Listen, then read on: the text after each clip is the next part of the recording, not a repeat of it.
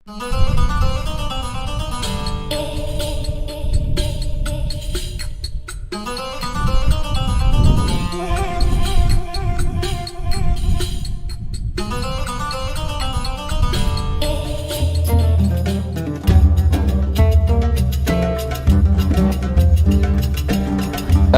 billahi minasyaitonir rajim. Bismillahirrahmanirrahim. Assalamualaikum warahmatullahi wabarakatuh. Alhamdulillah wassalatu wassalamu ala Rasulillah wa ba'd. Para pemirsa, pada hari ini kita akan belajar bersama mengenai bacaan kita di surah Al-Falaq. A'udzu billahi minasy syaithanir rajim. Bismillahirrahmanirrahim. Qul a'udzu birabbil falaq min syarri ma khalaq wa min syarri ghasiqin idza waqab wa min syarri naffathati fil 'uqad wa min syarri hasidin idza hasad. Baik, di surah Al-Falaq ini kita akan belajar mengenai huruf tebal dan huruf tipis yang berada secara beriringan, berada atau ada pada posisi yang beriringan. Maka ketika kita membaca Qul a'udzu birabbil falaq, di sini kita belum berjumpa dengan huruf yang tebal beriringan. Kita baru berjumpa dengan huruf tipis baru setelah itu tebal. Qul a'udzu birabbil fala. Ini harus diperhatikan di hujung daripada ayat pertama ini, fala. Mulut kita harus terbuka sehingga apa? Bunyi suaranya benar. Fala. Berbeda halnya ketika nanti mulut kita tidak benar. Qul a'udzu birabbil falaq.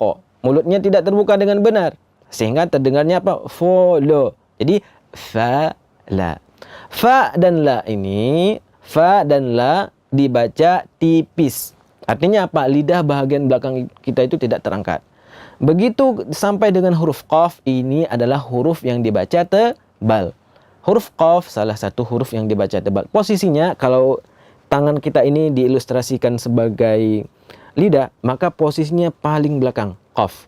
Maka ketika kita baca Qul a'udzu birabbil falaq.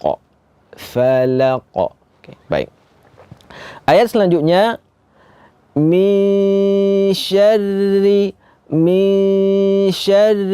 Kita kembali berjumpa dengan bacaan ikhfa.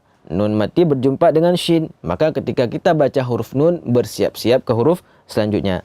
Dan huruf ra di sini baris bawah, maka juga dibaca tipis. Huruf ra itu yang menjadikan ia tebal adalah baris atas dan baris bengkok. Sedangkan apabila huruf ra baris bawah sebagaimana di ayat ini, maka dibaca tipis. Min syarri ma khalaq. Baik. Di ayat kedua ini kalau kita perhatikan, yang pertama huruf kha. Huruf kha ini huruf tebal. Sesudahnya lam, huruf tipis, dan sesudah huruf lam itu ada huruf qaf. Jadi bacaan kita di sini ada dua huruf yang dibaca tebal dan di tengahnya itu ada yang dibaca tipis. Jadi jangan dibaca tebal semua dan jangan dibaca tipis semua. Jadi jangan dibaca kholok. Kalau dibaca kholok itu berarti sudah tebal semuanya. Makanya dilatih dulu.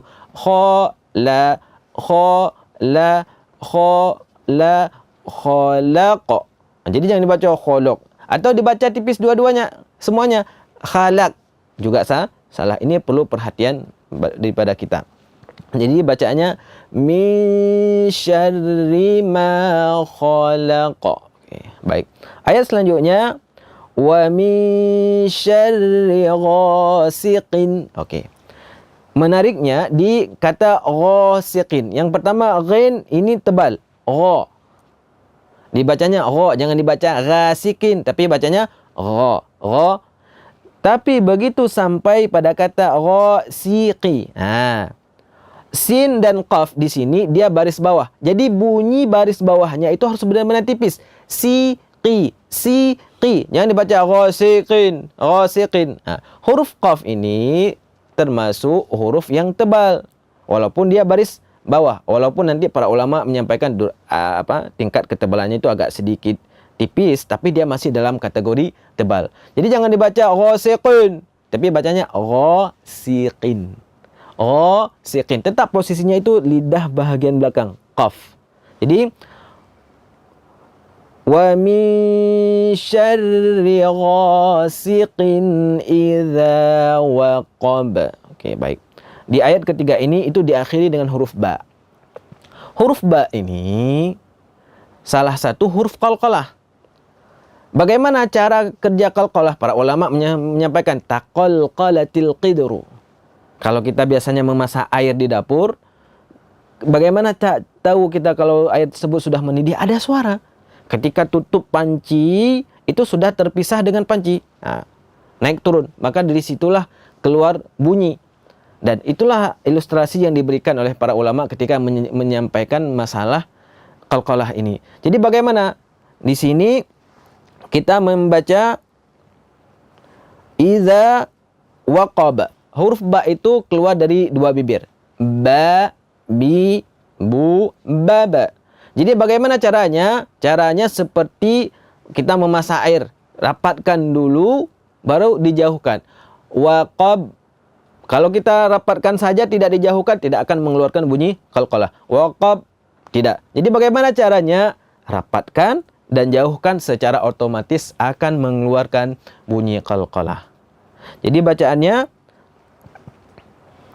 wa min syarri ghasiqin idza waqab. Okey. Cara kerja qalqalah seperti itu, dan bunyi qalqalah yang keluar itulah bunyi yang keluar secara otomatis, bukan bunyi yang dibuat-buat. Ayat selanjutnya wa min syarrin naffatha. Kita berjumpa di sini dengan nun bertasydid sebagaimana di surah sebelumnya, maka kita harus membaca nun secara lama. Dan ada catatan di huruf tha.